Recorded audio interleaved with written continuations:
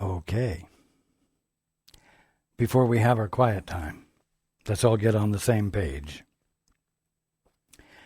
If you're in the Sparkly book, it's page 389, the second full paragraph. If you're in the second edition, it's page 340, paragraph 13. In the first edition, it's page 316, the last paragraph. If you're reading from the JCIM, it's page 163, the sixth full paragraph. And if you're reading from the CIMS edition, it's page 327, paragraph 42.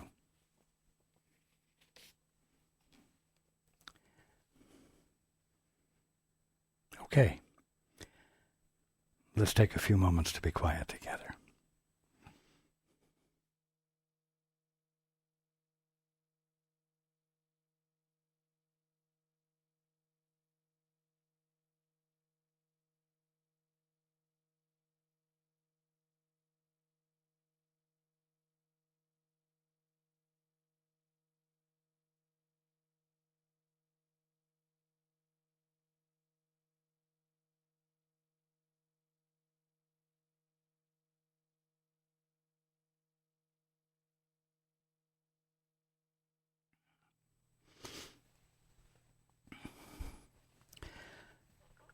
Okay. Good evening.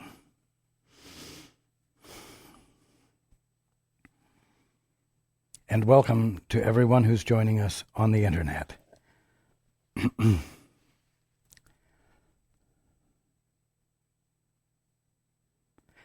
Last week, the last time we met, we talked about intimacy. And many of you appreciated the illustration of the child, the infant, being held in his father's or mother's arms and looking into their eyes and, for lack of better words, connecting. An experience of intimacy. And we talked about the fact that doing the two-step is an act of returning to intimacy. After you've glanced away and become preoccupied with what? Your thoughts. Things you might want to do. Things that are irrelevant to your being held. Your being in an intimate place of union, unity, with that which identifies you to you, that which is your source, that which, when you look into his eyes,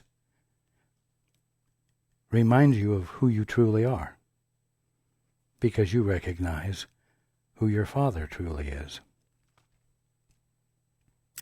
This is very important. You see,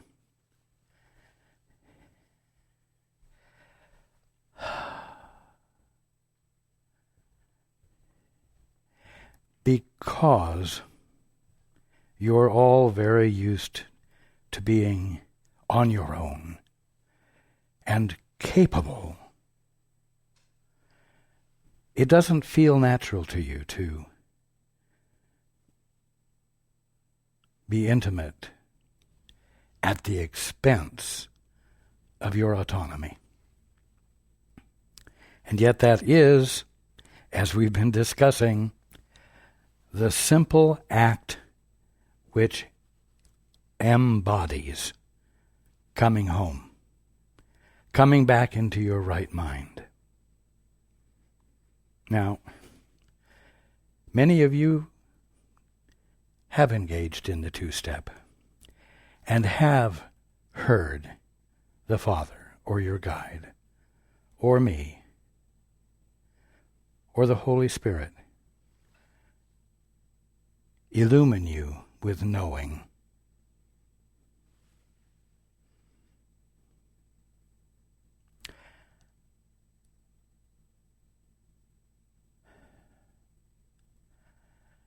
And the idea of experiencing knowing with a capital K seems very desirable. Something to look forward to. And of course it is. But since the experience of knowing is a result of a union which has occurred because you have abandoned autonomy, independence, it's something that is in direct opposition to everything you've been engaged in prior to doing the two-step, entering into intimacy. And so, this experience may not set well with you, and you need to understand that. In many cases, because it's going to require you to abandon a false state of independence, it is going to seem to be something that you need to bring mighty resistance to. And even if it doesn't seem to you that you need to, your knee-jerk responses will.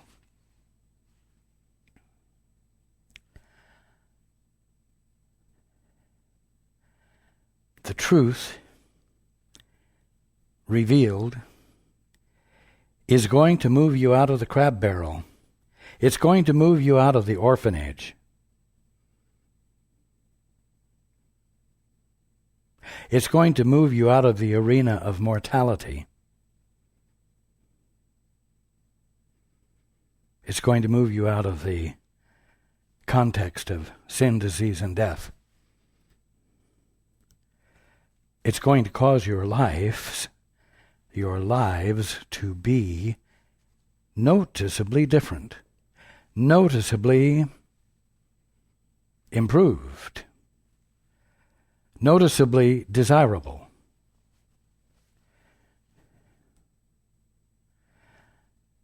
But if it's going to be at the cost of your independence, you're not likely to embrace it wholeheartedly, immediately.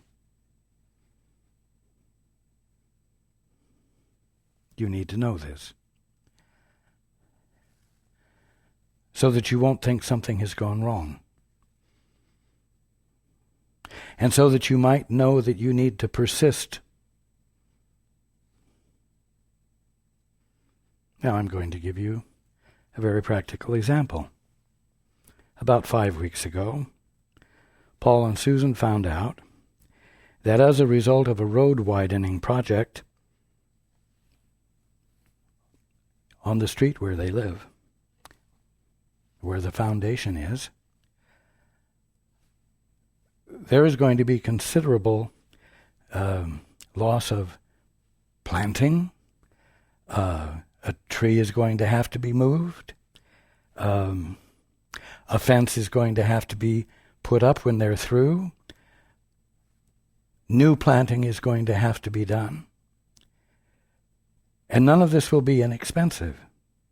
And this right on the heels of a request that was sent out to everyone, inviting help in paying for the property taxes.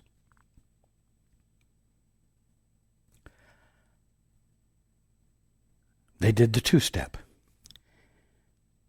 No. First they reacted. First they engaged in righteous thinking. And then, because it is their habit, they very quickly engaged in the two-step.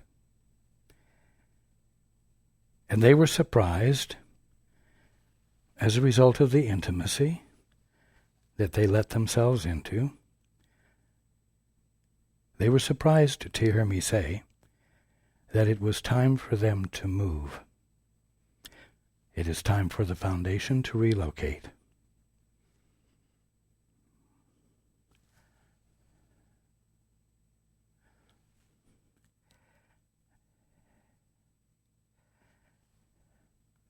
This was a knowing with a capital K that I was sharing. Exactly what I've been telling everyone they can expect to happen when they do the two-step, when they desire to know what is the truth here. In that act of intimacy, the truth will be revealed. Well, you can count on it. Paul began thinking immediately, my God,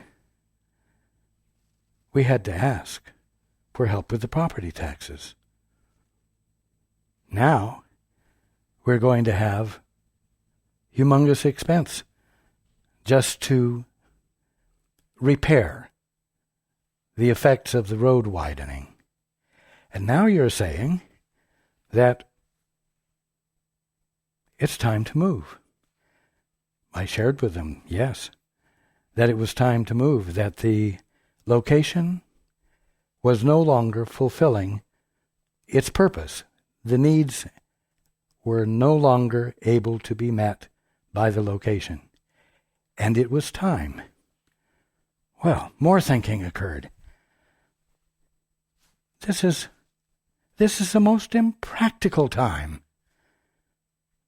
to ask for help, to need help. The economy is terrible. Everyone is worried.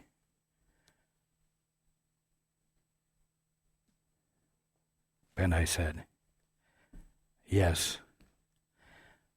But fulfillment isn't dependent upon current circumstances. Fulfillment is dependent upon doing the two-step, listening, joining in the intimacy, and hearing what the next appropriate step is. Why? Because when you're joined, you are inhabiting the place where God's laws prevail. And what I am sharing and have been sharing with Paul and Susan applies to everyone else in this so-called depressed economy. Because your well-being, fulfillment of purpose, is not dependent upon the economy that is reflecting everyone's fear and unwillingness to spend. And as a result of not spending, it increases the problem and the fear. Now, that doesn't mean that the answer is just to go out and spend and do the opposite.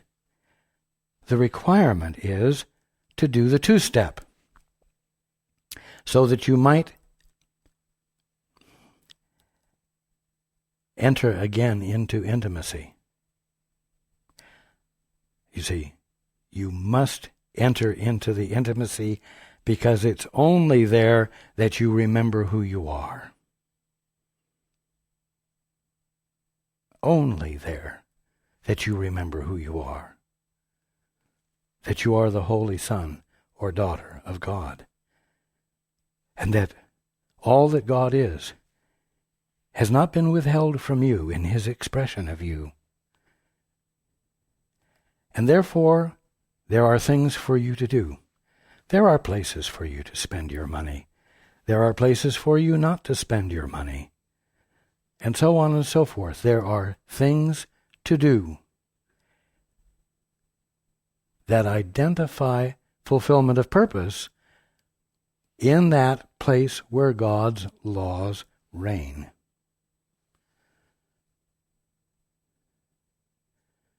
All of you need to be challenging the belief that you are at a disadvantage because of the world economy. No.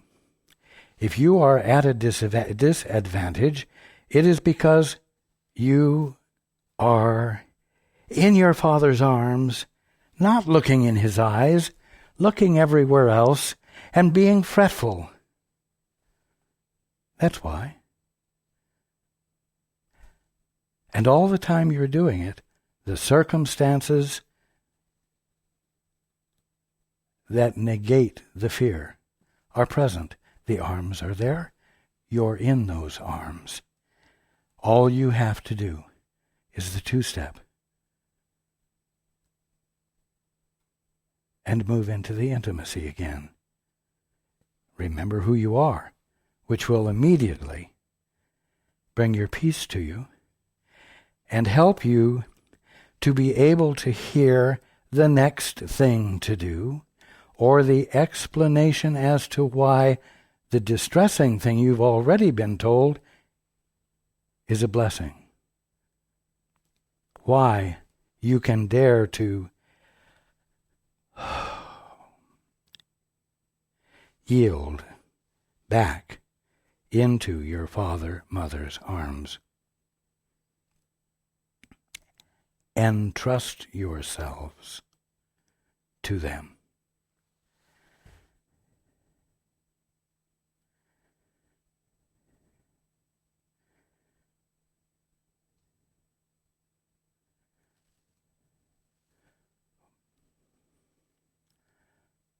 For 5 weeks, Paul and Susan have attended to looking for places to live at my direction. They love their home. They love where the work is being done. They don't want to move.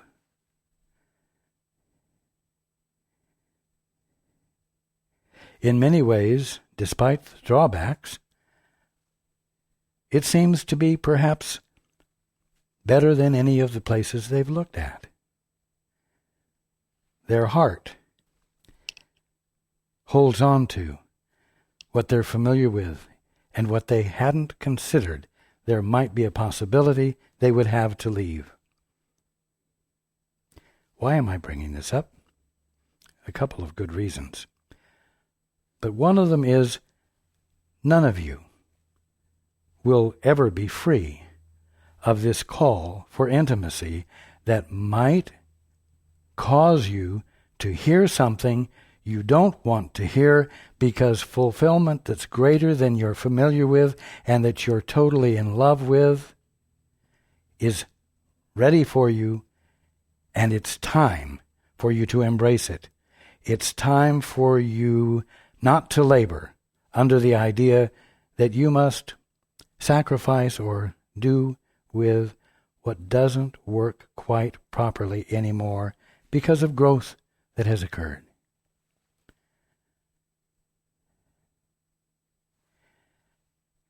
And when this happens, you must, after reacting, engage in the two-step again. Come back to the Father. Come back to the Holy Spirit. And say, in so many words, well, if you say this is going to happen, if you say this needs to happen, you must see how it's going to happen. I'm going to stop saying it can't happen. I'm going to abandon the feeling that I don't want it to happen, and that I'm not going to cooperate with it. And I really want to hear how this is going to work. What do we do? Now,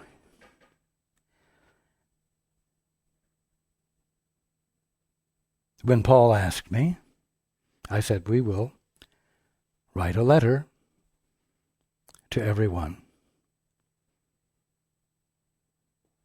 on the mailing list, to everyone who accesses the website, and share the need.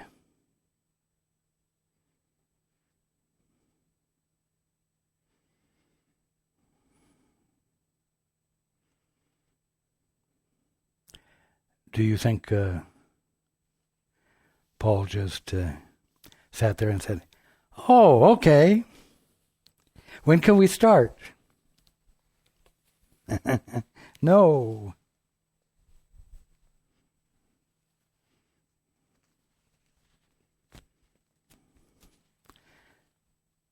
This is going to involve a lot of money, he thought. Yeah.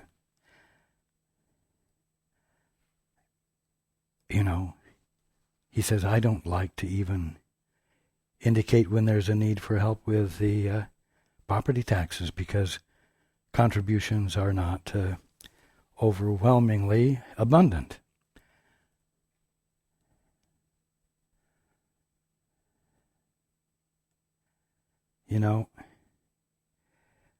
There was a feeling of inequality that he felt such a letter would bring up in everyone. Why should we help Paul? We have needs of our own. Why can't they do with less?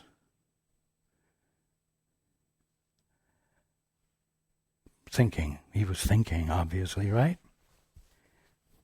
And of course, what I'm bringing up this evening is going to make all of you think, too. And so just be alert for it.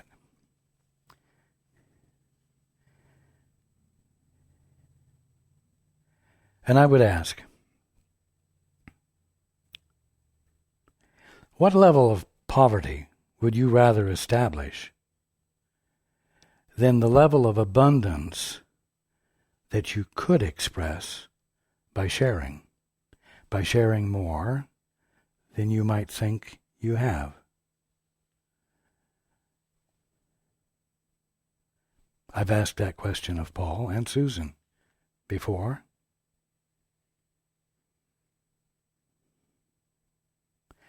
When they bought a new car instead of a used car, and that felt overwhelmingly abundant and perhaps luxurious just to have a new car. And it wasn't a Rolls Royce. It was just a car. And I asked them, what level of poverty would you rather have established? And then a couple of days later, Paul looked across the street and noticed something he hadn't seen before. The people across the street, in an average house, in an average neighborhood where they lived, had the same kind of car that had just been purchased. And right beside it in the driveway was a boat. And there was nothing outlandish about it. It was just more abundance than he was inclined to conceive as simply normal for him.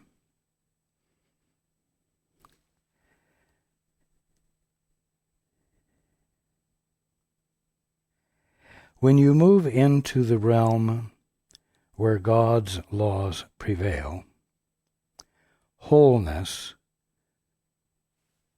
is embodied for everyone who's willing to move into that place where God's laws prevail. And where is that place? In the intimacy. In the intimacy that is the result of the two-step.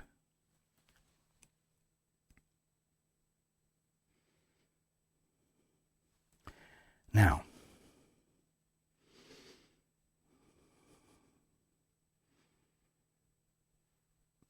going into the book, if special relationships of any kind, would hinder God's completion, can they have value to you? Well, you know what? Special relationships are agreements with others to function independent of God. Special relationships are relationships which are a denial of God's presence. But how do you engage in those relationships? By means of thought and ideas which you put together in specific ways for specific effects to make something happen, in other words. So, special relationships, distilled down to their essence, are constituted of thinking. If thinking of any kind would hinder God's completion, can it have value to you? Of course, God's completion is your completion. It's what happens in that moment of intimacy where you know that He knows that you know, and He knows that you know that He knows.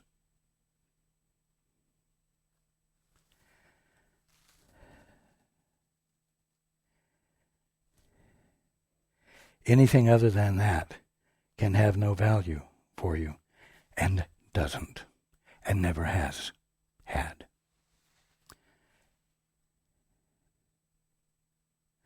Paul and Susan are having to make that decision to abide with the knowing that occurs in the intimacy of the two-step rather than highly value their best judgments and their best conditionings that they have put into place as they have lived life and come to conclusions about how things work best when they're not experiencing intimacy. You see?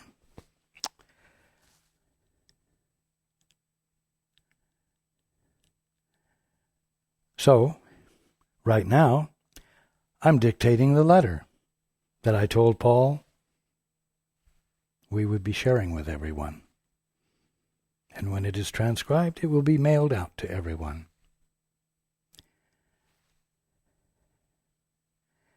You know, you just can't say, quote, you shouldn't have a need, unquote. Or if you had done something else, you wouldn't have this need.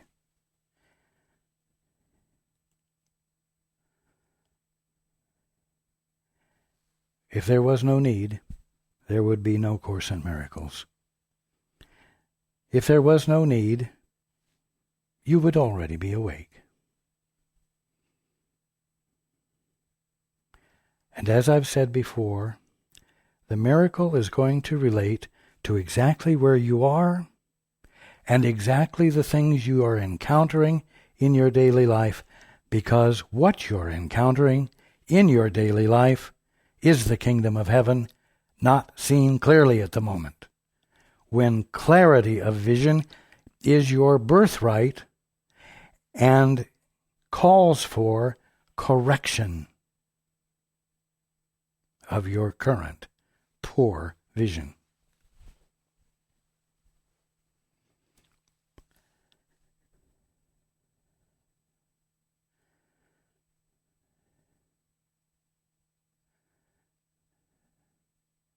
Love is most needed, and you might say most available,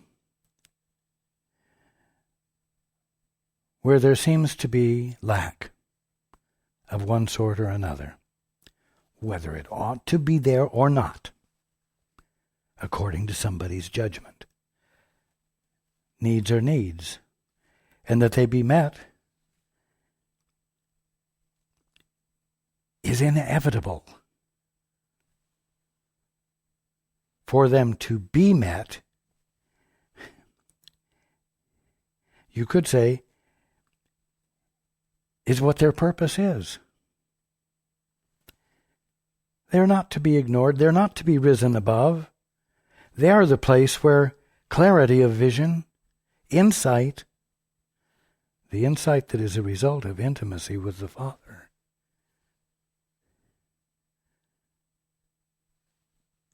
occurs and comes to bear upon the situation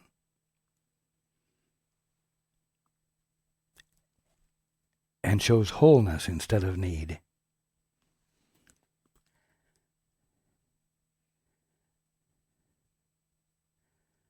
So you must dare to face into them, the needs, and not deny them. and not criticize yourself for having them. You know.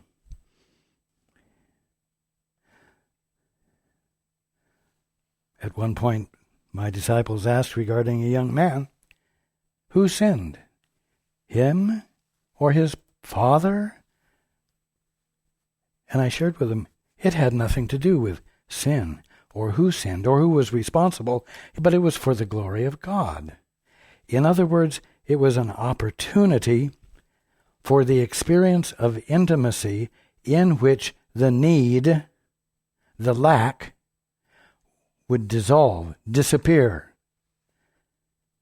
because God is God. And God is all there is to the sons and daughters of God.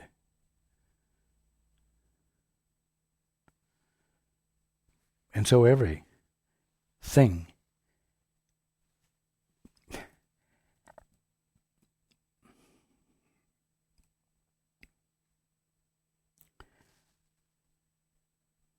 is a miracle waiting to happen? Is the truth waiting to be seen? And for wholeness to be experienced because it fulfills purpose, not because it was earned,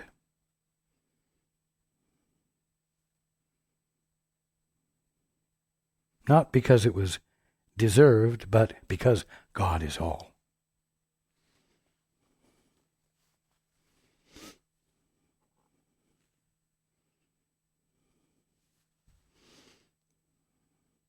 Continuing, what would interfere with God must interfere with you.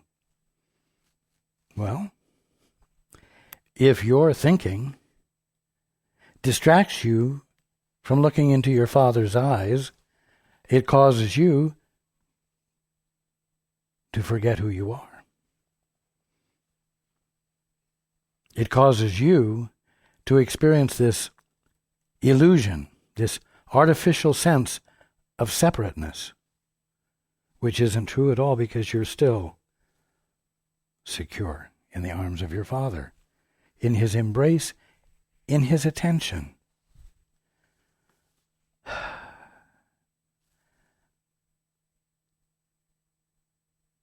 So, what does that mean? It means when you engage in the two-step, and when intimacy occurs, and truth is shared, and it's not what you expected, and it goes against everything that you have believed, you must persist in looking at your Father's eyes and not turning your head away, not frowning and squinching up your eyes so that you forget to see your Father and become preoccupied with the stress of being upset.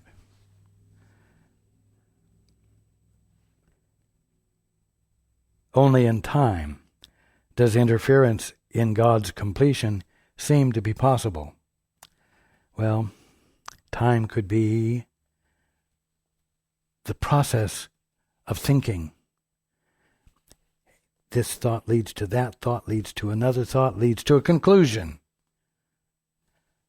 And none of it has been inspired by a moment of intimacy or knowing. And therefore it's all false. It is all unhelpful. It all distracts you from the very thing that would bring you your peace, although it will be a peace at a new level.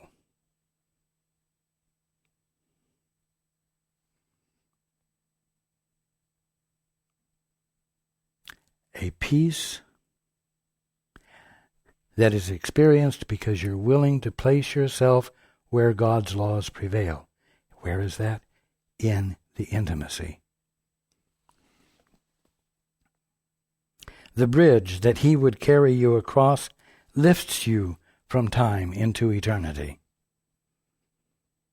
Waken from time and answer fearlessly the call of Him, the Father, who gave eternity to you in your creation. You know, wonderful, perhaps flowery words.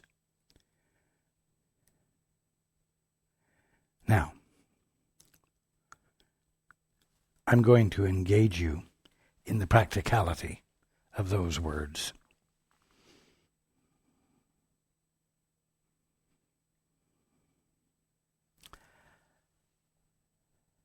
I am inviting everyone because there is an actual need.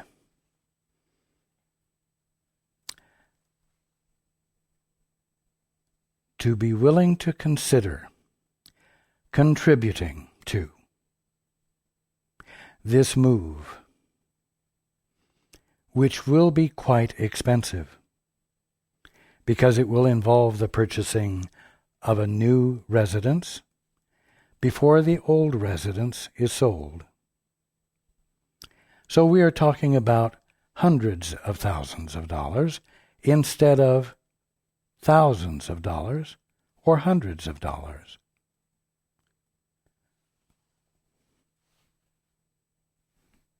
Thinking occurring? Anybody suffering from thinking at this moment? Oh, personal responsibility? Inequity?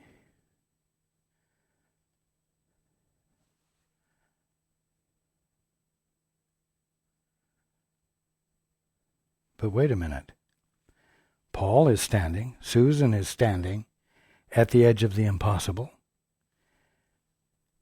and they're asking me, what next? And I'm saying that what's next is exactly what's happening at this moment. Paul is giving voice to what I'm sharing, because what I'm sharing is the practicality of these beautiful words. Only in time does interference in God's completion seem to be possible. The bridge that He would carry you across lifts you from time into eternity. What does that mean? From lack into that place where God's laws prevail, which is where? In the intimacy that occurs when you dare to abandon your independence and yield into and partner with the Father without your having the edge in the partnership. So what I'm saying and what you're hearing is not calling for you to think, but it's calling for you to do exactly what Paul and Susan are doing and what I have described.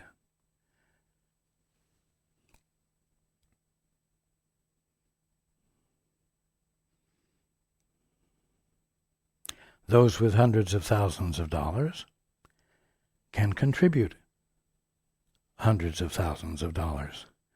Those with hundreds of dollars can contribute hundreds of dollars, and those with dollars can contribute dollars. Not because I just said that those with hundreds of thousands of dollars can and therefore should. The point is, when you get into the intimacy of the two-step and you listen, what you will hear will fit you. Now, it may call upon you to do what you call stretching, but that's only because you have a tendency to stay small. You have a tendency to hold on to the status quo, just as Susan and Paul do. And there's need for expansion. There's need for you to come not only to an intellectual realization, but a realization as a result of actual intimacy that where God's laws prevail, you are whole. Now,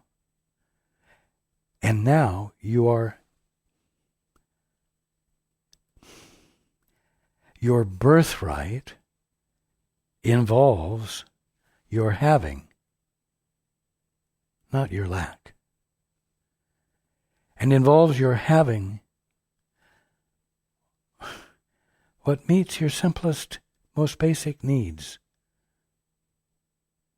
so that you're not existing in a state of tension because you're managing to do without, because of your great faith that everything will be all right, even though you lack.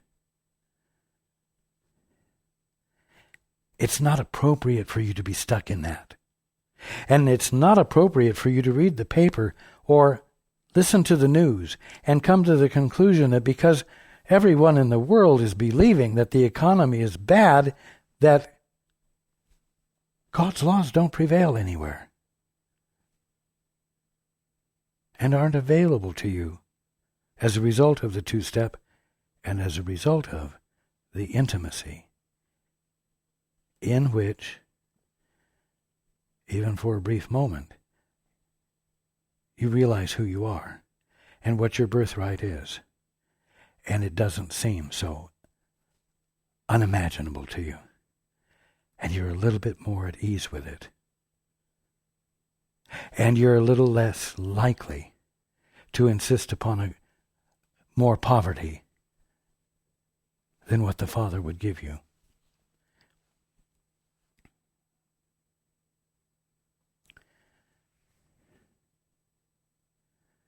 The need to move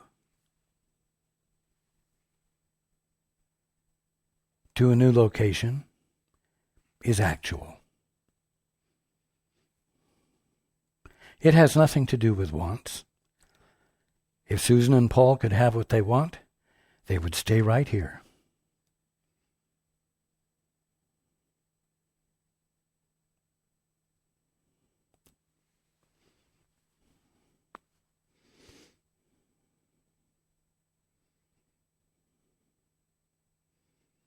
Oh, does that mean that the Father may force your good upon you?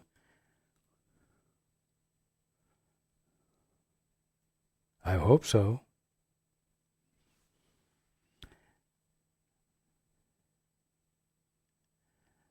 I'm in support of that.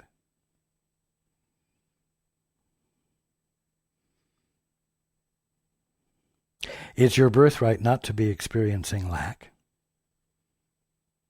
And it's your birthright to be experiencing your wholeness, even though everyone else believes it's impossible because it's just a material world and it's just human beings and it's just egos trying to survive in a dualistic, polarized environment. It's not true.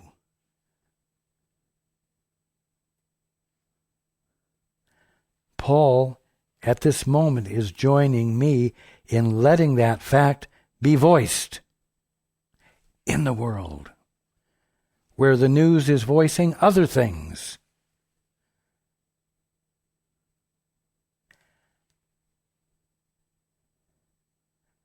And he's not voicing something that's going to give him an advantage, while everyone else is at a disadvantage. No.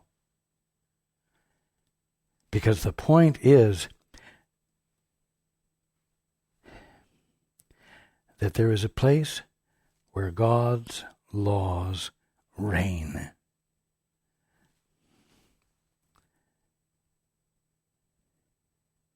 And it's in the place that all of you have available to you. It's in the place of intimacy. When you abandon your independence and desire to know of something other than your best judgments or someone else's best judgments, what is the truth here? What do I need to know? What do I need to do? And, if you have to ask it, how can I engage in it without being afraid that I'm going to be sacrificing?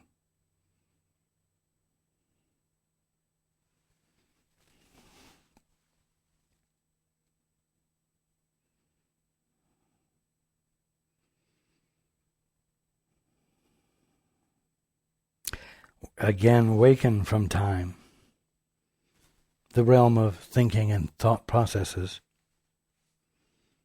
and answer fearlessly the call of Him who gave eternity to you, who gave wholeness to you, allness to you in your creation. On this side of the bridge to timelessness, you understand nothing. The problem is you think you do, and you're confident about what you think. You're confident about what you believe. But on this side of the bridge to timelessness, you understand nothing. Why? Because any understanding you have hasn't come from the experience of intimacy where you've looked into your Father's eyes and He knows that you know that He knows, and you know that He knows that you know, where a knowing has occurred that reveals and confirms to you who the two of you are and what the two of you aren't. But as you step lightly across it, the bridge, upheld by timelessness, the nature of the intimacy, you're directed straight to the heart of God. Home, clarity, sanity, and needs met.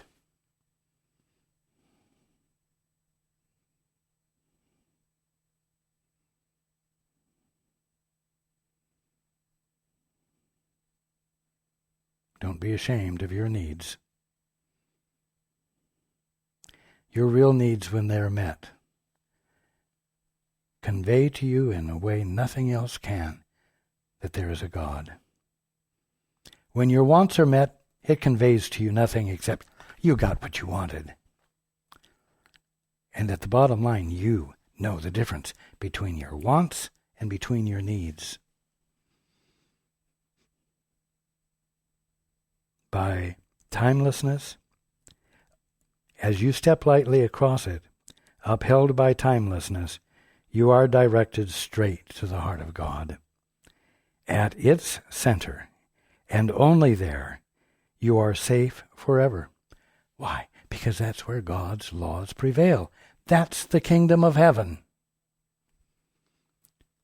At its center, and only there, you are safe forever. Because you are complete forever. You see? Where God's laws prevail, all that God is all that is there. Completeness forever. Wholeness forever. The movement of creation forever.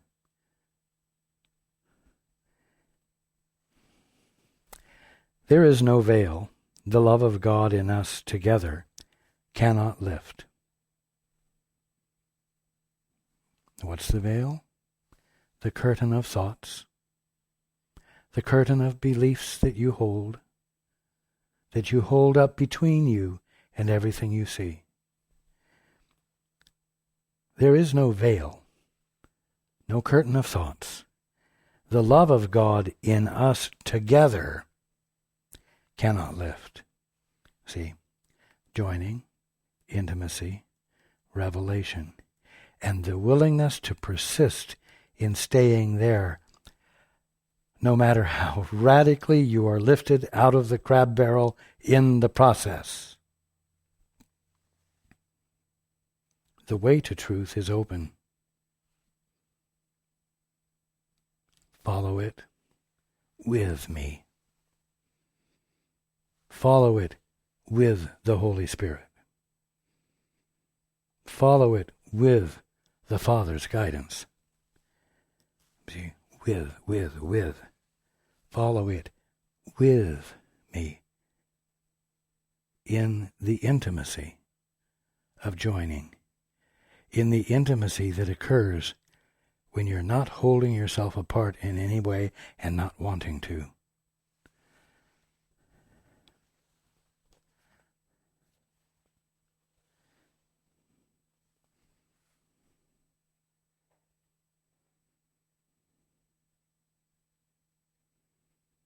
Now,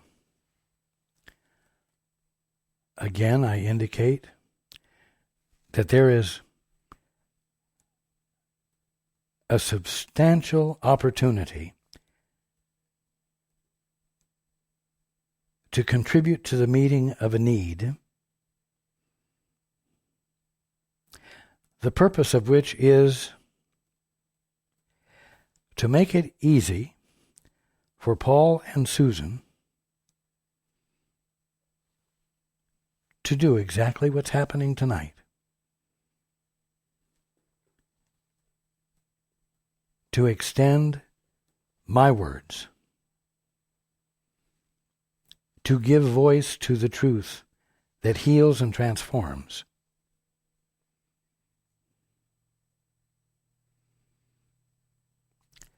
And I'm going to say that I require no one to do it because I'm Jesus.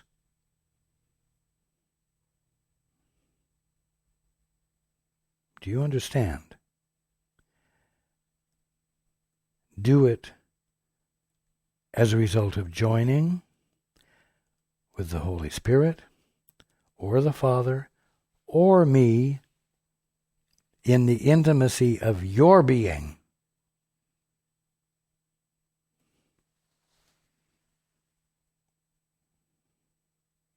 So that it is a gift and not an obedience.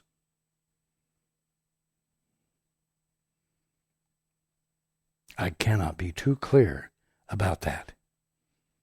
And you do not want the confusion that will follow making a gift that's not a gift because it was an obedience.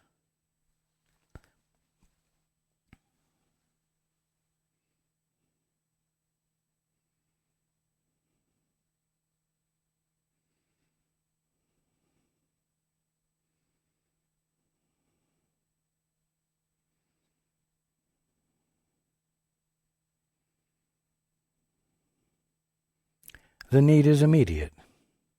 It is time. It is time for the movement to begin. The need is now.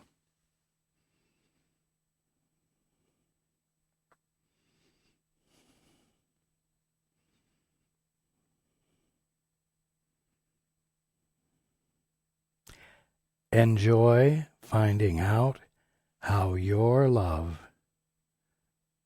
will look.